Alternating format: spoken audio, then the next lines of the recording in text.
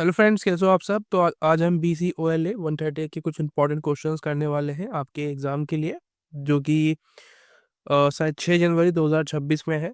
मैं 5 जनवरी को रिकॉर्ड कर रहा हूँ वीडियो को। तो अगर आप वीडियो को देख रहे हैं तो जल्दी से देख लें। कहने का मतलब ये है कि इसको बार बार रिपीट करके देख लो, और वीडियोस भी हैं ऐसी बना रखी है मैंने, तो लिंक मिल जाएगा आपको डिस्क्रिप्शन में, या तो कमेंट बॉक्स में मैंने डाल रखा होगा, पिन कर रखा होगा कमेंट। तो उसको आप जाके लिंक पे क्लिक करके जा सकते हो। इसी की जो दूसरी और वीडियोस है वो आपको मिल जाएंगी, ठीक है। ऐसी वीडियोस और बना रखी होंगी। तो बुक का नाम मालूम ही है आपको, मैंने डाल रखा है थंबनेल में सब कुछ। तो शुरू करते हैं। सबसे पहला वीडियो, सबसे पहला क्वेश्चन जो कि है कम्युनिकेशन के ऊपर। अब पूरी बुक कम्युनिकेशन के ऊपर है, तो यहाँ पे हम मेनली हम बात कम्युनिकेशन के ऊपर ही करते हैं, ठीक है। क्वेश्चन बोल रहा है कि communication is the lifeline of a business organisation, यानी कि किसी भी बिजनेस के लिए जो कम्युनिकेशन है वो एक लाइफलाइन होती है। बिना कम्युनिकेशन के आप किसी भी बिजनेस को रन नहीं कर सकते। कम्युनिकेशन से मतलब होता है कि जब आप अपनी बात को समझा सकें, ठीक है। अब जरूरी थोड़ी ना है कि आपको इंग्लिश आती है तभी आप समझा पाएंगे, क्या पता आपको हिंदी आती हो तो भी आप समझा पाए। बहुत सारे तरीके हैं ना, वर्बल भी, नॉन वर्बल, बहुत सारे तरीके होते हैं आप अपनी बात को किसी को समझा पाए, लिख कर, बोल कर, ठीक है, जाहिर कर एक्शन से आपके। बहुत सारे तरीके होते हैं, इसको बोलते हैं कम्युनिकेशन, ठीक है। तो यहाँ पे जो है पूछ रहा था, जो एक्सप्लेन आपको क्या करना है, यहाँ पे इंपॉर्टेंस बताना है और यहाँ पे कुछ एग्जांपल्स भी देने हैं साथ साथ में। ठीक है। सबसे पहले मैंने क्या किया है, यहाँ पे ये जो लाइन दी हुई थी ना, communication is the life line, तो ये मैंने लिख दी यहाँ पे और मैंने बोल दिया इज फंडामेंटली ट्रू, ठीक है। पहला स्टेटमेंट मैंने सही बोल दिया कि ये स्टेटमेंट बिल्कुल सही है। अगर आप चाहो तो आप इसको और भी आगे लिख सकते हो, और जो कि आपको लिखना भी चाहिए अगर आपको नंबर अच्छे चाहिए तो, ठीक है। मैंने क्यों लिखा है इतना, ताकि आपको मैं बता सकूँ कि ये स्टेटमेंट बिल्कुल अच्छी है, बहुत बढ़िया स्टेटमेंट दी हुई है कि हाँ लाइफ लाइन जरूर है। क्योंकि एक्चुअली में अगर आपकी कम्युनिकेशन अच्छी होती है तो आपका बिजनेस सच में ग्रो करता है, ठीक है। सबसे पहली जो पॉइंट मैंने बनाई है यहाँ पे वो है achieving organisational goals and coordination. कहने का मतलब, यानी कि देखो, कोई भी आप कंपनी में जाते हो, काम करते हो, तो वहाँ पे ना उनके गोल्स होते हैं, कुछ टारगेट्स होते हैं, जिन्हें आप टारगेट्स कहते हो ऑब्वियसली। तो उन टारगेट्स को अचीव करने के लिए, उन गोल्स को अचीव करने के लिए आपको क्या करना होता है, आपके पास अच्छी कम्युनिकेशन होनी चाहिए, ट्रांसपेरेंसी, बहुत सारी चीज़ें होती हैं। तो ये क्यों होता है इंपॉर्टेंट, सबसे पहले it's ensure all departments and employees understand their roles, responsibilities, how their work contributes to the company mission, ठीक है। तो मतलब कि इसका इम्पोर्टेंस सबसे बड़ा क्या होता है कि, तो इसमें जो एम्प्लॉयज़ होते हैं कंपनी में, जो भी व्यक्ति काम कर रहा है, हर एक व्यक्ति, चाहे वो एक मैनेजर हो, ठीक है, वहाँ का कोई एम्प्लॉय हो, छोटा या बड़ा, मतलब हर इस तरह के एम्प्लॉयज़ को उनकी जो रोल्स होते हैं उनके बारे में क्लैरिटी होनी चाहिए, उनके क्या काम है, रिस्पॉन्सिबिलिटीज़ क्या है, उनका काम किस तरीके से कंपनी के लिए इम्पॉर्टेंट है, ये सारी चीज़ उन्हें बताना कम्युनिकेशन के अंदर आता है, ठीक है। इसलिए ये इम्पॉर्टेंट हो जाता है। अगर आपको ये नहीं बता नहीं पाएंगे आप, जैसे कि कोई भी व्यक्ति काम करने जाएगा, उसको पता ही नहीं कि उसका काम क्या है, ठीक है, उसकी रिस्पॉन्सिबिलिटीज़ क्या है, उसके काम से कंपनी को क्या प्रॉफिट होगा, क्या लॉस होगा, तो वो अपने काम की इंपॉर्टेंस नहीं समझ पाएगा, ठीक है। तो ये होता है अचीविंग ऑर्गेनाइजेशनल गोल, पहला। इसके कुछ एग्जांपल्स यहाँ पे दिए हुए हैं, वैसे ज़रूरत नहीं है पर मैंने लिख दिए हैं क्योंकि एग्जाम क्वेश्चन में पूछा गया था। अगर आपको कोई न्यू प्रोडक्ट्स लॉन्च करने होते हैं तो आपको उसकी जानकारी होनी चाहिए। उसकी जानकारी होगी तभी आप लोगों को उसके बारे में बता पाएंगे, इन्फॉर्म कर पाएंगे, ठीक है। और एक होता है किसी भी कंपनी में, जैसे कि सेल्स होते हैं, तो उसमें मार्केटिंग डिपार्टमेंट होता है, जो कि उस चीज़ की मार्केटिंग करता है, उस चीज़ को सेल करने की कोशिश करता है कि, मतलब उसकी जो अच्छाई चीज़ें होती हैं, बढ़िया बढ़िया चीज़ें होती हैं, उनको बताता है। तो अगर आपको नहीं पता है, सेल्स टीम जैसे कि होते हैं ना, एक सेल्स टीम होती है, तो सेल्स टीम को अगर नहीं पता है कि हमारी एड्स में क्या दिखाया जा रहा है, वो सही है, कितना सही है, कितना गलत है, अगर कोई कंज्यूमर हमसे कॉल करके बोलता है कि आपके ऐड में ये दिखा रहे क्या है, इसमें सच में ये सब है, आपको पता ही नहीं है, उसकी जानकारी नहीं, तो आप कैसे बता पाएंगे। तो इसलिए कम्युनिकेशन कंपनी के एम्प्लॉयज़ के बीच में होना बहुत ज़रूरी है, ठीक है। हर देखो डिपार्टमेंट्स अलग अलग होते हैं कंपनी के अंदर, तो उन कंपनी के डिपार्टमेंट्स अलग अलग होने का मतलब ये नहीं कि उनके काम अलग अलग होते हैं, वो काम एक ही कंपनी के लिए कर रहे हैं, एक ही रीज़न के लिए काम कर रहे हैं वो लोग, ठीक है। कोई जैसे कि एक आपको एग्जांपल देता हूँ, जैसे कि कोई कार की कंपनी है, मारुति या महिंद्रा, ठीक है, या स्कोडा, जो भी। तो देखो, मारुति की कंपनी ले लो या कोई भी कंपनी ले लो, सारी कंपनी का सिस्टम एक ही रहता है। सबसे पहले उसकी कोई भी कार लेके आती है कोई भी कंपनी, तो उस पर रिसर्च की जाती है, ठीक है। उसकी इंजन कौन सा डाला जाएगा, क्या प्राइस रखा जाएगा, डिज़ाइन कैसा होगा, किस तरह के कस्टमर्स को हमें अट्रैक्ट करना है, ठीक है। यंग जनरेशन है, बुजुर्गों के लिए या मिडिल क्लास के लिए या रिच रिच लोगों के लिए, ठीक है। उनका बजट फिर डिसाइड किया जाता है उस हिसाब से। उसके इंजन डाले जाते हैं, उसमें टायर्स, उसकी जो कॉस्टिंग आती है वो देखी जाती है कि भाई प्रॉफिट कितना होगा उसमें। उसके बाद वो गाड़ी का जो है एक कंपनी में, मतलब वो बनाई जाती है। बहुत बड़ी एक फैक्ट्री होगी, उसमें उस गाड़ी के हर एक पार्ट्स को जो है डिज़ाइन किया जाएगा। कुछ पार्ट्स जो कंपनी होती है वो बाहर से लेती है, ठीक है। अब जैसे कि गाड़ी के जो टायर्स होते हैं वो कंपनी पर चल रहा है, एमआरएफ के ले रही है, मारुति बना रही है, स्कोडा बना रही है, तो एमआरएफ का टायर लेके चल रही है, अपोलो का टायर ले रही है, जो भी है। ये क्या होता है, अलग अलग डिपार्टमेंट्स डिपार्टमेंट्स नहीं है यहाँ पे। देखो, टायर खरीदने का काम किसी और का होगा, ये जो गाड़ी का काम जो कर रहे हैं बाकी के, वो काम कोई और कर रहा है, गेट्स कोई और बनाना है, शीशा कोई और बना रहा है, ठीक है। इंजन डिज़ाइन कोई और कर रहा है, इंजन को लगाने का काम किसी और का है। लेकिन इनके बीच में कम्युनिकेशन होना बहुत ज़रूरी है, ठीक है, कि ताकि कोई भी प्रॉब्लम ना आए। कोई भी काम कर रहे हो तो एक स्पेशलिस्ट तरीके से हो, प्रोफेशनल तरीके से हो, ताकि गाड़ी अच्छी बने ना। तो ऐसे ही कंपनी में सेल्स होती है, ठीक है, ताकि हर एक काम सही से हो पाए। सेकंड है decision making and problem solving. इसमें इन clear communication, feedback, strategic choices. हाँ, तो बेसिकली डिसीजन मेकिंग समझ में आता है ना आपको, कि जब हम किसी चीज़ के बारे में कोई निर्णय बना रहे होते हैं कि भाई हम ये करने वाले हैं, ठीक है। अब कोई भी प्रॉब्लम आती है उसको सॉल्व करने के लिए, कुछ प्रॉब्लम जैसे कि कोई भी हम गोल्स तैयार करते हैं अपने, कि हम इस साल यही काम करने वाले हैं, तो हमें उसके बारे में पता होना चाहिए कि उसकी प्रॉब्लम्स भी उसमें आ सकती है, तो उस प्रॉब्लम्स के लिए हमारे पास क्या सोल्यूशन होंगे, ये तैयार करना, ठीक है। यानी कि हर चीज़ में हमको क्लियर रहना पड़ता है, हमारे को आपस में कम्युनिकेट करना होता है, एक दूसरे को फीडबैक देना होता है कि भाई ये कमियां रह रही है इसमें, इसको ठीक करना पड़ेगा हमको। इसको बोलते हैं टीम वर्क, ठीक है। यहाँ पे हम सारे मिलकर काम करते हैं, कंपनी में ऐसा ही होता है, ठीक है। कम्युनिकेशन में, बिजनेस कर रहे हो आप, कोई भी काम कर रहे हो, ठीक है। उसके अलावा आप, सेकंड आता है इसमें building employee morale and engagement. इसमें जो है ट्रांसपेरेंसी होती है कंपनी के जो, और बेसिकली जो एम्प्लॉयज़ होते हैं उनके बीच में एक ट्रांसपेरेंसी होनी चाहिए। हर एक चीज़ ऐसा ना हो कि वह किसी से छुपी हुई है, कोई छुपा के रख रहा है अपनी बात को। जो भी कंपनी में प्रॉब्लम्स आ रही हैं, अच्छाइयाँ हैं, बुराइयाँ हैं, वो बतानी चाहिए सबको। मतलब एक दूसरे के साथ जो भी प्रॉब्लम्स क्रिएट हो रही हैं उनको शेयर किया जाए कि भाई ये प्रॉब्लम्स आ रही है, इसको हम सॉल्व कैसे करें, क्या पता किसी के पास आइडिया हो उसके लिए। तो ट्रांसपेरेंसी, हर एक कंपनी के एम्प्लॉयज़ को हर एक चीज़ के बारे में पता होना चाहिए कि क्या चल रहा है हमारी कंपनी में, ताकि वो अवेयर रहें प्रॉब्लम्स को लेकर भी, ठीक है। एक पॉजिटिव वर्क एनवायरनमेंट बना रहना चाहिए लोगों के बीच में जो भी वहाँ पे काम कर रहे हैं, ठीक है। और मोटिवेशंस के लिए बहुत काम किया जाता है वैसे कंपनियों में, वैसे अभी तो नहीं होता है कॉर्पोरेट्स में, मोटिवेशंस की कोई भी वो नहीं होती है। बस आप काम करो ना करो आप।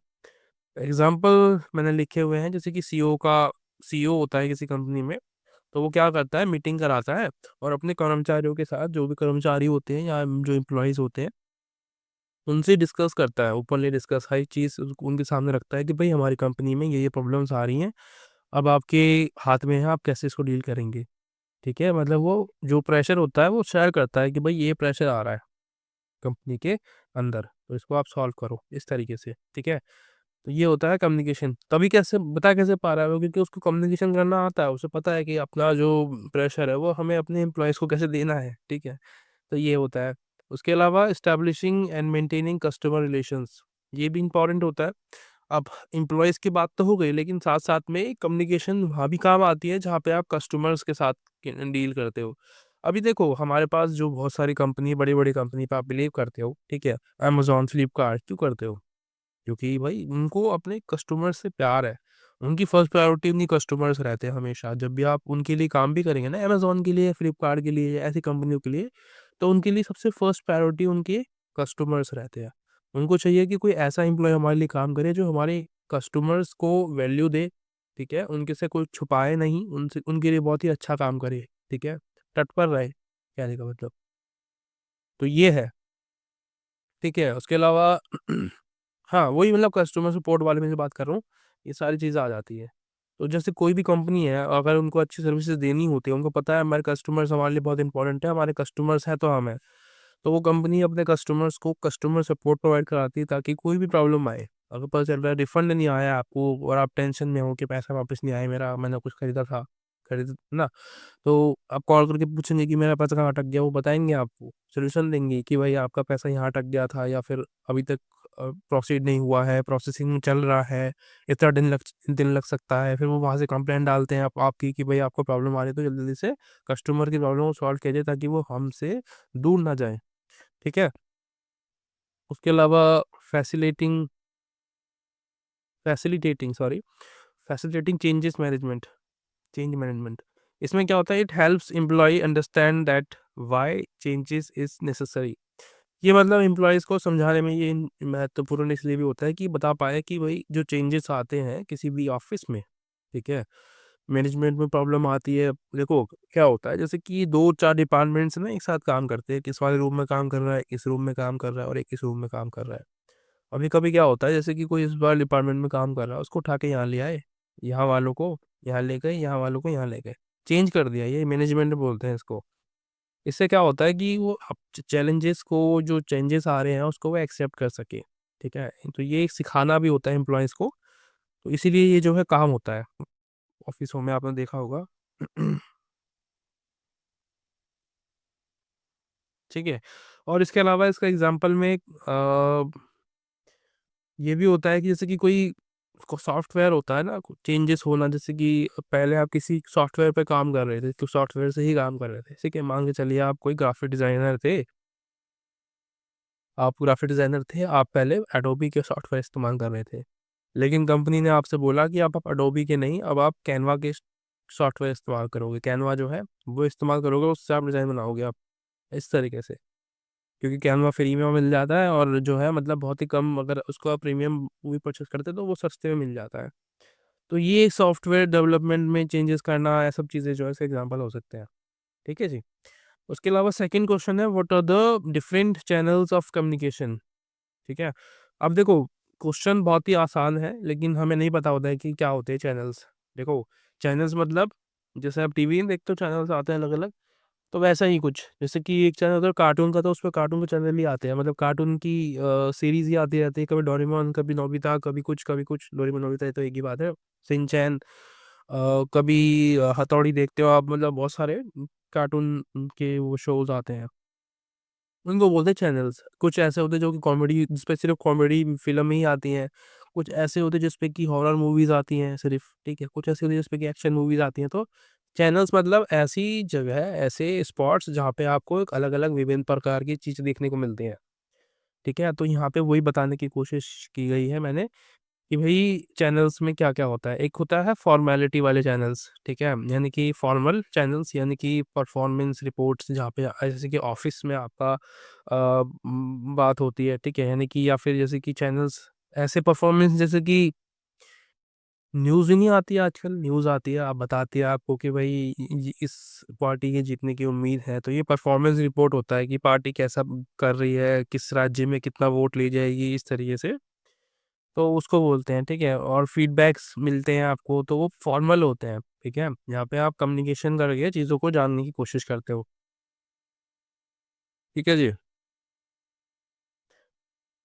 उसके अलावा इनफॉर्मल कम्युनिकेशन चैनल्स, इनफॉर्मल में सोशल मीडिया और पर्सनल रिलेशनशिप में आती है आपकी। देखो, फॉर्मल जैसे कि ऑफिस, ठीक है, इसको आप सिर्फ ऑफिस मान के चलो कि ऑफिस में सारी चीज़ें होती हैं, जहाँ पे आप किसी की गाली गलौज नहीं कर सकते, किसी के साथ में किसी को कुछ गलत नहीं बोल सकते।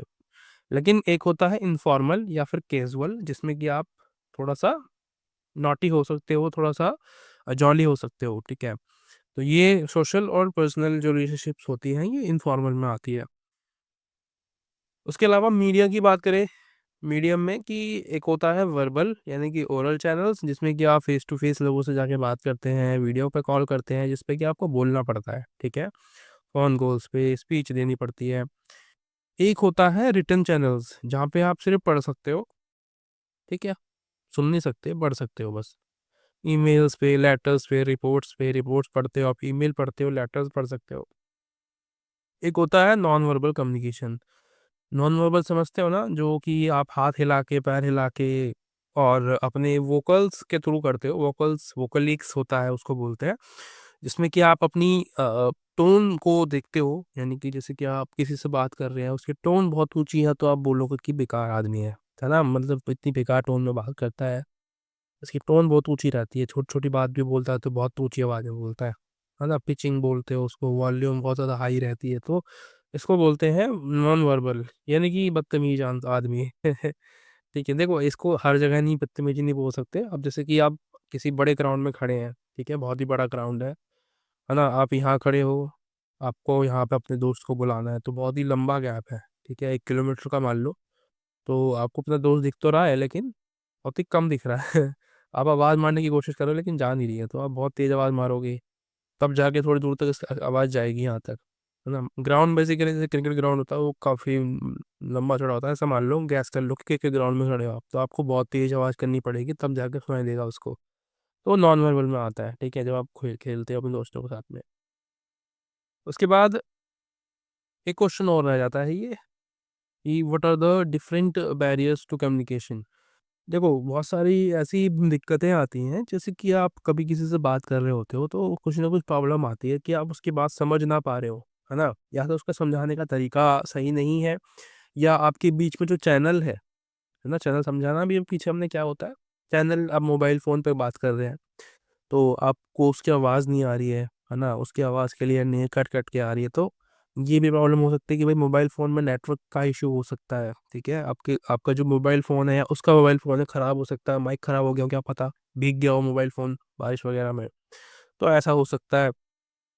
बैकग्राउंड में बहुत ज़्यादा नॉइज़ आ रही हो, है ना, चिलमिलाहट हो रही हो पीछे, कोई आवाज़ बात कर रहा है तो दिक्कत होगी। जैसे कि मेरे पीछे अभी कोई बोलेगा, पीछे से कुछ आवाज़ आएगी, तो आपको मेरी बात जो मैं बोल रहा हूँ क्लियरली समझ में नहीं आएगी, बहुत ही आपको ध्यान देना पड़ेगा, फोकस करना पड़ेगा, तब आएगी। अभी कुछ भी आवाज़ नहीं आ रही पीछे से तो आपको दिक्कत नहीं आएगी सुनने में, समझने में। तो इसी को बोलते हैं बैरियर्स, है ना। जैसे कि इन्वायरमेंटल बैरियर्स हो जाते हैं, जैसे कि नॉइस हो गया, आपकी दूरी, बहुत ज़्यादा दूरी पे खड़े हो तो भी आवाज़ नहीं आ रही होती है। फॉल्टी इक्विपमेंट्स, यानी कि आपके मोबाइल फ़ोन्स पे आप बात कर रहे हो वो ख़राब है, माइक ख़राब है, टावर नहीं आ रहे हैं। आप टाइम्स के थ्रू भी बात करते हो, यानी कि कोई समय सही नहीं है बात करने का, बंदा नाराज़ है, दुखी है या सो रहा है, ठीक है, बहुत सारे रीज़न हो सकते हैं। आप उससे बहुत फ़ोन पे उठा के बोल रहे हो कि भाई ये वाला काम कर दे, ये सुन मेरी बात, ऐसा वैसा हो गया, तो वो समझेगा नहीं, ठीक है, सामने वाला। इसको, ये हो गया इन्वायरमेंटल। दूसरा हो गया लैंग्वेज बैरियर्स। अब वोकेबलरी आपकी वीक हो सकती है, आपको क्या पता, जैसे कि इंग्लिश बोलते हैं बहुत सारे लोग, उनको इंग्लिश में कुछ शब्द ना आते हो तो वो बता नहीं पा रहे हैं, अपनी फीलिंग्स शेयर नहीं कर पा रहे हैं। अब जार्गन्स बहुत ज़्यादा इस्तेमाल करते हैं, जार्गन्स मतलब टेक्निकल शब्द होते हैं, जैसे कि होते हैं ना साइंटिस्ट होते हैं, तो वो साइंटिस्ट की तरह बोलते हैं, बात करते हैं, मतलब अपने शब्दों में बहुत ही टेक्निकल शब्दों को लेके आते हैं, जिनका मतलब हमें नॉर्मल पीपल को नहीं पता होता है। उसके अलावा एक्सेंट, आपका जो एक्सेंट है वो ऐसा है कि समझ में ही नहीं आ रहा है, ठीक है। साइक साइकोलॉजिकल भी प्रॉब्लम हो सकती है। प्री मैच्योर, यानी कि आप कुछ बात कर रहे हो किसी टॉपिक के ऊपर और बहुत जल्दी एक निष्कर्ष पे पहुंच चुके हो, ठीक है, या फिर आप जजिंग कर रहे हो किसी व्यक्ति को, है ना। बहुत सारे लोग जो हैं एक दूसरे को जज करने लगते हैं, देखो इसको तो ये भी नहीं आता, मतलब उसको बिना जाने उसके बारे में बोल देना कि इसको ये नहीं आता, तो उसको जजिंग बोलते हैं, ठीक है। उसके अलावा फ़िल्टरिंग करना, ये बहुत सारे लोग ये वाला काम करते हैं, ठीक है, फ़िल्टरिंग करना। लड़कियां भी लड़के भी सभी का काम करते हैं ऐसा, फ़िल्टरिंग करना। पता चल रहा है किसी से कुछ और बात सुनी उसने, किसी और से किसी और, मतलब कहीं और कुछ और देखा, कुछ एक्सीडेंट हुआ, किसी से कोई बात हुई, झगड़ा हुआ, सामने आके कुछ और बोल दे रहा है वो, ठीक है, मतलब अपने हिसाब से कन्वर्ट करके। उसके अलावा इमोशनल, यानी कि कोई डर है, कोई कोई मतलब उसको स्ट्रेस है किसी चीज़ को लेके, तो ये हो सकता है साइकोलॉजी में। इंफॉर्मेशन ओवरलोडेड, अब देखो जहाँ पे बात आती है जानकारी की, नॉलेज की, तो अब बहुत सारे लोग ऐसे होते हैं जो कि बहुत सारा ज्ञान दे देंगे आपको, ठीक है, देके चले जाएंगे, लेकिन आपको समझ में कुछ भी नहीं आएगा वहाँ पे। तो इसलिए मैं भी कोशिश करता हूँ कि आपको कम से समझाऊँ, ताकि आप समझ तो पाएँ, एटलीस्ट जो पढ़ा है वो तो याद रहे आपको। बहुत ज़्यादा चीज़ें पढ़ लेंगे तो याद नहीं रहता है भाई, नहीं हम इतनी जल्दी याद रख पाते चीज़ों को। उसके अलावा ऑर्गेनाइजेशनल एंड कल्चरल, यानी कि टॉल स्ट्रक्चर होता है किसी भी देखो जैसे कि ईमेल वगैरह लिखते हैं ना हम लोग, तो अगर वो बहुत ज़्यादा बड़ा चौड़ा ईमेल लिखा होगा तो समझ में नहीं आएगा, आप उसको कब तक पढ़ेंगे। ठीक है, मतलब बहुत लंबा स्ट्रक्चर है उसका, ये भी है, लेयरिंग बना रखी है उसमें दुनिया भर की। उसमें भाई आपको इंट्रोडक्शन, मतलब अपना एड्रेस लिखना है, फिर दूसरा एड्रेस लिखना है, फिर सब्जेक्ट, फिर ये फिर वो, नहीं याद रहेगा। तो ये कभी ये भी दिक्कत हो सकती है बैरियर में। उसके अलावा इसमें जैसे कि रूल्स जो होते हैं किसी भी जगह के, वो क्लियर नहीं रहते हैं। ठीक है, और कल्चरल डिफरेंसेस यानी कि धार्मिक तरीके से अलग अलग है, तो आपको समझ में नहीं आएगा कि देखो जैसे कि मैं आपको कुछ बताऊं हिंदू धर्म के बारे में, आप उस धर्म से नहीं हो जिस धर्म की मैं बात करूं, तो आपको जो टेक्निकल शब्द मैं इस्तेमाल करूंगा उस धर्म के लिए कि भाई ऐसा होता है वहाँ पे, हमारे यहाँ पे ऐसा होता है, तो समझ में नहीं आएगा आपको। शायद आप इंटरेस्टेड हो तब तो समझ में आ सकता है शायद। अब कुछ लोग होते हैं ना कि जो दूसरों के रिलीजन के बारे में जानने में बहुत ज़्यादा दिलचस्प रहते हैं, मतलब रखते हैं अपने ऊपर कि भाई हाँ मुझे जानने में मज़ा आता है। पर आप वैसे व्यक्ति नहीं होंगे उस कंडीशन में, तो आपको दिक्कत हो सकती है। तो ये भी एक रहता है, कुछ लोग अपने रिलीजन को लेके बहुत बात करते हैं तो लोग उससे परेशान रहते हैं, फिर उनसे लोग बात नहीं करते, तो ये बैरियर पैदा करता है। ठीक है, दो लोगों के बीच में कम्युनिकेशन नहीं हो पाती है फिर। तो अभी तो इतना ही था। आशा करता हूँ वीडियो आपको अच्छी लगी होगी। और जैसे मैंने आपको बताया पहले भी कि लिंक मिल जाएगा आपको कमेंट बॉक्स में या फिर डिस्क्रिप्शन में मिल जाएगा, तो आप जाकर देख सकते हैं। ऐसी वीडियोस और भी हैं सेम टॉपिक पे, अलग अलग नहीं, इसी वाले टॉपिक पे और वीडियोस बना रखी है मैंने, तो आप जाकर देख सकते हैं। तब तक के लिए bye bye, thank you so much.